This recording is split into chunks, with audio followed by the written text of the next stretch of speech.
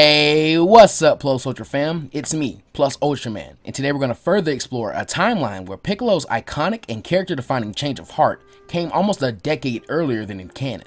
But first, a quick recap. When we last left off, the mysterious youth Trunks appeared and gave our heroes the warning of the androids. He stayed in the past for a while to help teach the others Super Saiyan. In return, Vegeta was wished back to life. 3 years later, and androids 19 and 20 are soundly defeated by Piccolo and Vegeta. But Cell is able to secretly absorb 17 and 18. He reveals himself and announces the Cell games. We return to this story now. Still able to feel the power of Perfect Cell off in the distance, and having had the story of the bio-android told to him, Piccolo actually has to take a minute just to stop and process everything, which is hard as Vegeta and Goku were currently arguing about the decision to go ahead and attack Cell now. Finally breaking up the squabble between the two Saiyans, Piccolo looks to his older brother and asks him if he thinks it's finally time to make use of the Room of Spirit and Time again. Curious as to what they were talking about, Gohan asks to be let in on it, and Piccolo explains how the room works and that when he and Goku were younger, they could only stay in the room for a few months, not the entire year. At their current strength, however, it was much more plausible to deal with the challenges the room would put forth, but it wasn't a guarantee. If that didn't work, he had a few other strategies he had thought of. With the plan set, the Z-Fighter decided to travel to the lookout and speak to Kami, and once there, the Guardian of Earth reveals that he had watched the interactions with Cell, and had already considered the room himself. It wasn't a bad plan at all, so of course they could use it if they wanted to. Finally, Vegeta speaks up, deciding that he and Trunks will be the first ones to enter the time chamber. Goku's passive nature made him quick to allow this, and as much as Piccolo doesn't like or trust Vegeta, he knows that with a common enemy at the forefront of everyone's minds, Vegeta won't be an immediate threat like Cell is. Besides that, the day would give him more time to think. They had an entire 2 weeks to prepare, and even beyond that, if Vegeta acted how he expected him to, then he could easily just be killed by Cell, and that would be the end of it. So Vegeta and Trunks go into the time chamber, and Goku decides to try and talk to Piccolo, as they have been at odds the last 3 years, and haven't had any real time to reconnect. Having that turmoil during a time like this couldn't be good for either of them, but that conversation is cut short as Kami interrupts, wanting to speak to Piccolo in private. Piccolo excuses himself as he and Kami enter the palace. Here, Kami explains that during Piccolo's 1 year on Namek, he had sensed something change within his son's heart. There was now a strong feeling of doubt, fear, and guilt that due to their connection, he was able to feel. It was curious what the cause had been. He didn't approach him over the last 3 years, as he didn't want to distract him, but since he'd had some free time now, it felt more suitable to ask. Piccolo sighs at being caught, and reveals to Kami that while on Namek, he was told that if the two of them merged, then Piccolo would awaken a power that was beyond belief. Hearing this, Kami only chuckles, and explains that he had a hunch about this. He then asks Piccolo why he didn't decide to do so. If this was true, then the power gained could help them defeat Cell and protect the Earth. That was his duty after all. But Piccolo rejects this. He simply wasn't willing to be without his father. Remember, at this point, Piccolo is considered a man, but in reality, he is actually only 13 years old. So losing Kami, who has always been there for him as a father, is a very hard thought for him. Not to mention, duty versus desire is an interesting character conflict that I don't think we see much of, if at all, in Dragon Ball storytelling. So Piccolo is still rejecting the fusion because of the desire to keep his father around. Piccolo, my son, I've spent your entire life preparing you for the day I would eventually die. If I haven't done that, then I have failed you, and I promised myself that when you were born, that I would not fail you, not like my evil half did. Do your duty, my son.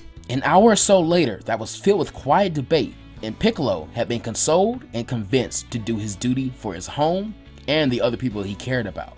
Kami loved Piccolo, but his wasn't the only life on the line here. The two work out how to merge from Piccolo's earlier fusion with Guru, and are able to do so. It had worked to an extent, but afterwards, Kami was still present. He looked a lot older and weaker, but he was still there. Piccolo had indeed gotten stronger from the act. Much, much stronger, but he could tell there was still power he hadn't claimed just yet. Kami decides that this would be sufficient enough for now, as the power boost was large, but he would investigate while the fusion was complete in the coming days. For now, they better focus on the threat of Cell. Piccolo and now a feeble old Kami returned to the rest of the group, and Goku was the first to notice the change. He gave his brother and father figure a sympathetic smile, which Kami returned, while Piccolo looked to still be deep in thought. A while later, the door to the time chamber opened, and out came Vegeta and Trunks, though something shocked Piccolo. It seemed like there was more good in him now. Perhaps Trunks had awoken something in him.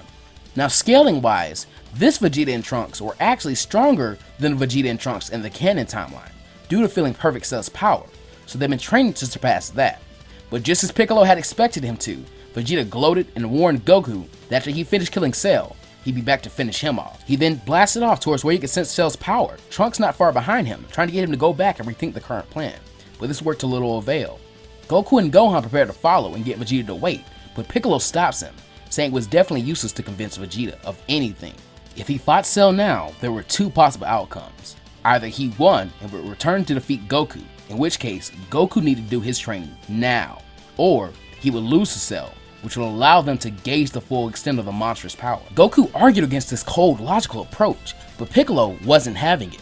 And in a juxtaposition to the choice between Piccolo and Goku that Gohan had to make 3 years prior to this in Part 4, Gohan actually agrees with Piccolo. His logic was just sound. If Vegeta did win, then Goku needed to be able to defeat him, and the data collected if he did not win would be invaluable. Plus, going to stop Vegeta now could get them hurt, or even worse. Faced with his family's logic, Goku yells in frustration and storms over to the entrance of the Room of Spirit and Time, grabbing Gohan's hand and pulling him along. Before he can enter, Piccolo stops him and explains that he'd be joining the two. This confuses Goku, as he was under the impression only 2 people were allowed in at one time. But Piccolo says that there's actually no limit to the number of people, simply a limit to the amount of food, and considering Piccolo didn't need to eat much, if anything at all, there was no reason he couldn't go as well. Goku was actually a little excited at the idea of another training partner, and pushed his current displeasure with Piccolo down before the trio entered the room. Instantly, Gohan was a bit shocked. He had spent a lot of time on King Kai's planet, which made the gravity much more bearable, but the sheer scope of the room was awesome. Goku and Piccolo, on the other hand, had been there once before, and it wasn't as an oppressive sensation as it had been when they were children. Goku then began to give a quick rundown of what his plan was. See, earlier in this timeline, Piccolo's use of the Kaioken wasn't as impressive as it is now. When first learning the technique and realizing the makeup of Piccolo's body made him uniquely capable of holding a Kaioken longer, he suggested that his younger Namekian brother train while holding the Kaioken to make the strain on his body less and less as he went on. So his thinking with the Super Saiyan transformation is the same. Piccolo and Gohan see the logic in this and agree, but Piccolo mentions that he has to take the Kaioken to 50 times multiplier using the Kaioken. After fusing with Lord Guru, his rate of regeneration had increased, and he'd wagered that after the failed fusion with Kami, he would still gain another increase to this ability, making the technique finally viable. Sadly, this would probably be his limit using it, and he'd be lying if he said it didn't upset him a bit. Gohan had to achieve the Super Saiyan state in the first place, and then catch it to where his father was in terms of its usage. The good thing, however, was that Piccolo was there, meaning Goku would need to slow down on training partners. This means that no one's training would be hindered. In fact, Gohan may even push himself a bit harder. So the first few months of training are spent with Goku training Gohan to reach Super Saiyan, while Piccolo would upgrade his Kaioken technique, which usually ended up with him destroying his muscles and laying on the ground for a few hours until he healed and got back up to do it again. When Gohan was tired and needed to rest, he'd go and sleep, while Piccolo and Goku would begin to train together, and the two, having still not talked through their conflicts, are put in a tense situation, but ignore it, deciding to focus more on training. But Piccolo is able to realize Gohan has latent power, and suggests that meditation could be another way to bring it out, and the group include it into their routine. While I think it's possible Goku may have had Gohan do some meditation in canon, I don't think it will be to the same extent as to what Piccolo is suggesting here. This results in everyone growing much stronger than their canon counterparts. Both Goku and Gohan have gotten extremely close to reaching the state truly beyond Super Saiyan. There's just this last mental blockage there, but Gohan had achieved a firmer grasp of his underlying power that was tied to his emotions, while Piccolo had indeed achieved the 50 times multiplier, but he could only maintain it for a total of 30 seconds before his muscles would completely tear themselves apart, and he had to take a long time to regenerate if holding it beyond that. He dubbed this his Super Kaioken, the final stage of the technique. But stepping out of the Room of Spirit and Time was not a pleasant experience, because outside was Perfect Cell, holding an unconscious Vegeta by his hair, and at his feet was a dead Tien. Seeing the trio, Cell began to explain what had happened. Trunks and Vegeta had challenged him, and actually did extremely well. Neither of them were strong enough individually, and so Trunks butted into his match with Vegeta. As retribution, he killed the hybrid Saiyan, and Vegeta flew into a blind rage. His power nearly doubled and dwarfed Cell's. In fact, he destroyed Cell, almost down to his nucleus. Unfortunately for them, there was an aspect of Cell's biology that had just been discovered. His cells from Saiyans and Piccolo cells gave him the ability to regenerate himself and grow even stronger when doing so. Jumping out of the story for a second, remember that in Part 4, Cell actually absorbed himself from the present in its embryo state. Because of this, he he has double the cells as the original timeline Cell, so his regeneration and Zenkais are boosted up to an extreme level. As for why Cell is willing to reveal this, well, he's simply confident in his ability to wipe the floor with everyone. He doesn't mind them knowing his secret weapon. After defeating Vegeta with his increased power, he decided to keep him alive for interrogation purposes. He needed to know how Trunks and Vegeta grew so strong so quick. Remember, it had only been a day. Of course, Vegeta would refuse to give him anything, even under torture. Instead of killing Vegeta outright, Cell decides to take him to the lookout and see who may be weak-willed enough to give him the answers he seeks. Maybe seeing Vegeta defeated would break their spirits. Once he arrived, he interrogated the rest of the Z-Fighters and killed Tien, the bravest of the warriors who dared to attack him. In reaction, Bulma, thinking ahead, decides to cave into Cell's demands and answers his questions. It wasn't worth losing Kami, Piccolo, and the Dragon Balls just to keep Cell in the dark. Cell then gloated and told the 3 returning warriors they may want to get out of the way, barely even waited for them to do so before destroying an entire chunk of the lookout, along with the Room Spirit in time, as training was beneath the perfect life form, so he had no use for it, and now that Goku had gotten his training in, neither did he. Before he left, he mentioned that the Cell games were in 2 days, instead of the remaining 12 days they had originally. With that, he flew off, laughing triumphantly. Piccolo and the others were stunned. This information dump was massive. Not to mention, Cell's power had jumped to a terrifying new height, and on top of all of that, their ace in the hole was now gone. Panic and dread began to set in, but Gohan was actually the one to mention the small glimmer of hope they still held on to. They now knew that Cell could regenerate and grow stronger as Saiyans did. This meant that every bit of Cell had to be destroyed in one go. Knowing this beforehand was better than learning it mid-battle. Not to mention, Vegeta had just fought Cell and survived, and could tell them how he fights, his techniques and attacks. They had to act strategically and preemptively in this situation, and thankfully, Cell's confidence had created his own downfall. If they just kept their heads up and focused, they could do this. Everyone was surprised by Gohan's calm and analytical approach to the problem, yet the optimism and excitement at the aspect of a challenge was classic Goku. He truly had become a mixture of Goku and Piccolo. Everyone regains their courage, and they give Vegeta a senzu bean. The prince awakens in a rage, wanting to finish off Cell and send him to hell for taking his son. Gohan and Goku try to restrain him, try to get him to calm down, but Piccolo doesn't wait for them, and simply reads Vegeta's mind. He then transferred this information between Goku and the others, giving them a clear picture of Cell's fighting style. It was a mixture of different styles, but it was now something they could analyze. As Vegeta calms down and decides to go off to Brood, the Z-Fighters begin brainstorming, considering all possible solutions. Even the Mafuba is thought of, but later rejected as Cell would likely know of and be wary of the technique, since Jredd had surveillance of everything. Finally, 3 options are thought of. Number 1, Piccolo could return to Namek and fuse with Nail and the other warrior Namekians. The power boost could put him over Cell, but this was ruled out because they would have to wish Piccolo there and back, and it would take away Namek's only defense. Option number 2 was a straightforward self-destruct mission. Someone would have to get a hold of Cell for a while and wish to be transported to the sun. This one was grim, but viable, and because of this, it was labeled as Plan B, and Bone was tasked with getting the Dragon Balls gathered and staying on standby in case it came to that. And finally, their Plan A, the Spirit Bomb. They had still never used the technique against an actual opponent in this timeline, but Goku wagered if they were to absorb way more energy than actually required, they could create a massive attack powerful enough to disintegrate Cell in one go. At this, King Kai pipes up and mentions that this would actually work. He'll tell the Namekians to send their energy as well, and that they should make sure the Earthlings willingly give up all the energy they can to maximize the power. Bulma wagered she could somehow have this done under the guise of a Capsule Corp experiment. I mention this because I don't think Cell would have announced the Cell games on TV in this timeline, so it'll be a pretty secluded battle. The day of the tournament, a TV commercial would air about a new Capsule Corp technology, and explains at a certain time everyone needs to raise their hands and try to push energy up into the sky. This may sound far-fetched, but imagine if Apple made a commercial asking people to do a certain action at a certain time. It's safe to assume a little under half the people that saw the commercial would do it without question. On the day of the Cell games, the Z-Fighters arrived for the match, and from far away you can see Vegeta standing on a cliff, ready to watch the group fail. Cell is eager to get Goku in the ring, as he's his sole objective, and he sees no one else is worth his time. But Piccolo is the one to step forward.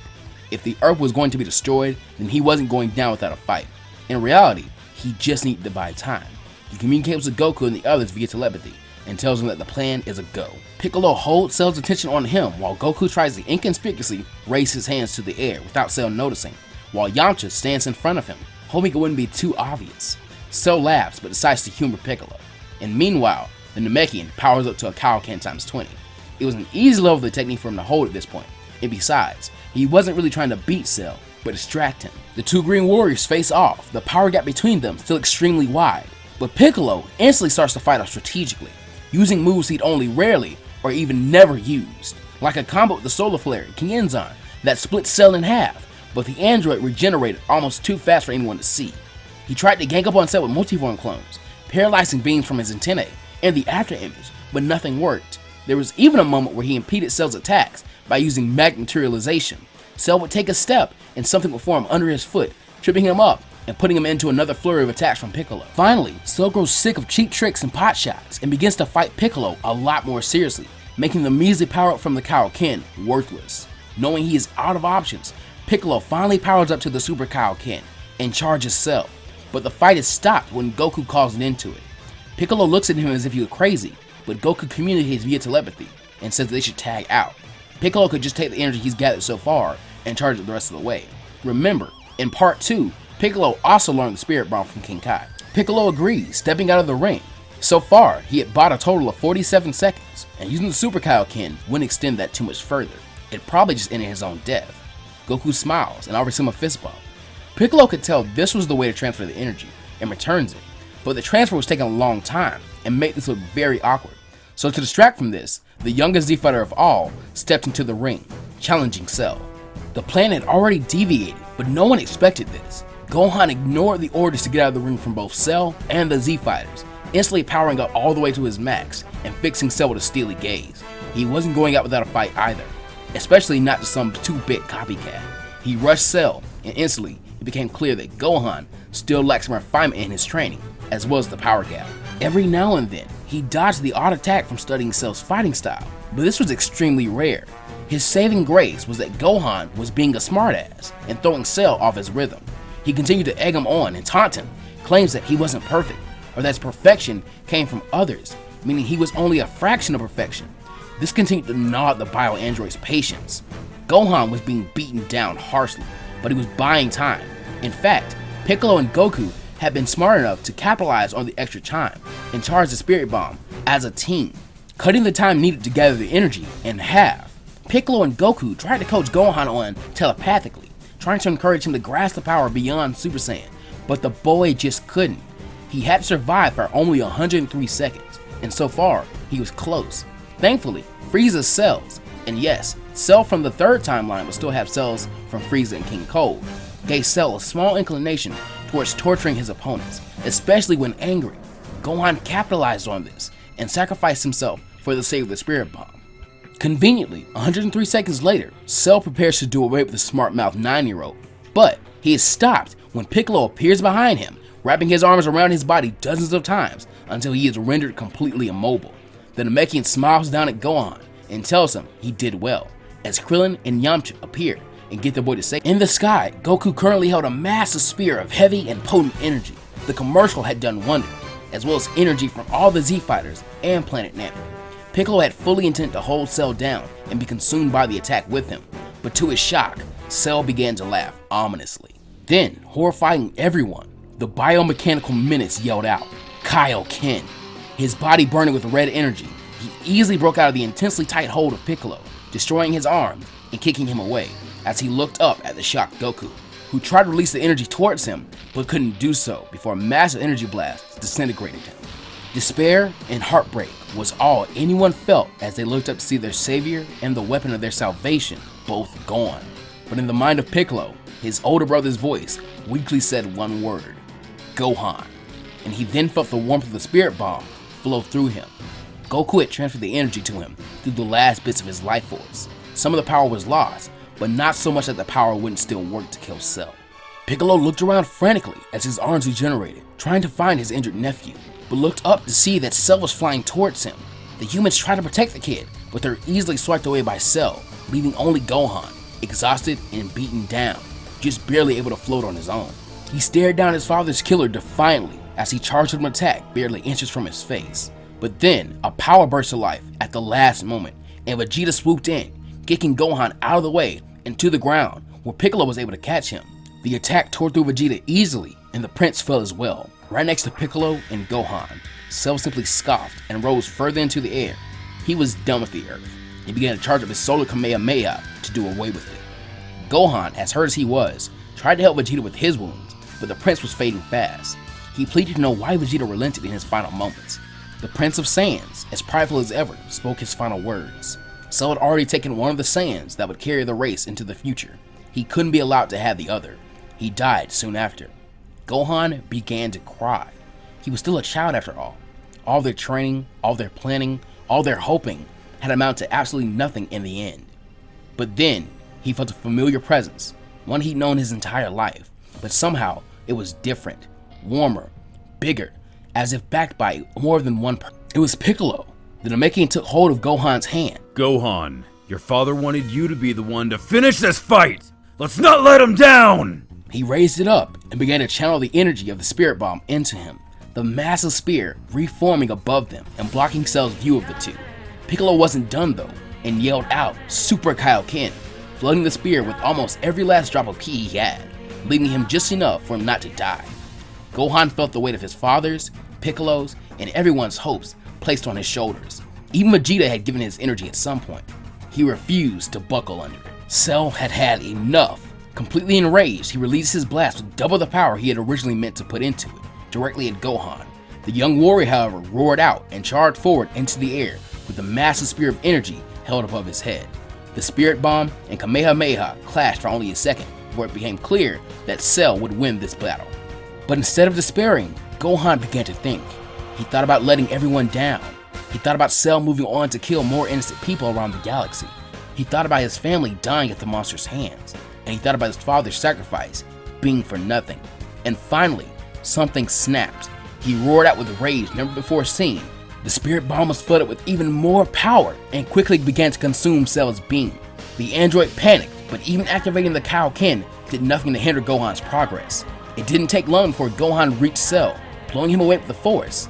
At the last moment before Cell was swallowed by the Spear of Energy, Gohan somehow condensed it into a smaller spear surrounding his hand. Gohan's momentum carried him forward, and as Cell tried to block, it proved fruitless as Gohan's spear completely threw him and out the other side. Cell for a second was confused, though he thought he might be fine. He could regenerate from this easily, but when looking down, he realized something. The Spirit Bomb was stuck inside him. The next instant, he heard Gohan roar out, I won, and the Spirit Bomb expanded rapidly, disintegrating Cell from the inside out. As Gohan fell away from the explosion of energy, he was caught by Yamcha and Krillin, and they laid him down on the destroyed arena floor. The boy cried out happily and yelled up into the sky, so his father and Vegeta could hear him in Otherworld. He won. But that plus Ultra fans will be leaving this timeline off for now. This video's already gone pretty long, and there'll be a lot of editing for me. Before I go, massive thanks to Jdella for the commissioned photo of the uncle-nephew Spirit Bomb. You can find his links in the description. And also, huge thanks to Mondo Cool for voicing Piccolo and Jredd Trex for voicing Kami. If you enjoyed their performances, you should really check out Dredd's Dragon Ball Shift series. You can actually catch all three of us voice acting together there. Follow me on my Twitter and Instagram for exclusive content, join the Discord to interact with me and my community, and finally, like, comment, and subscribe. And as always, go beyond plus ultra. See you guys next time.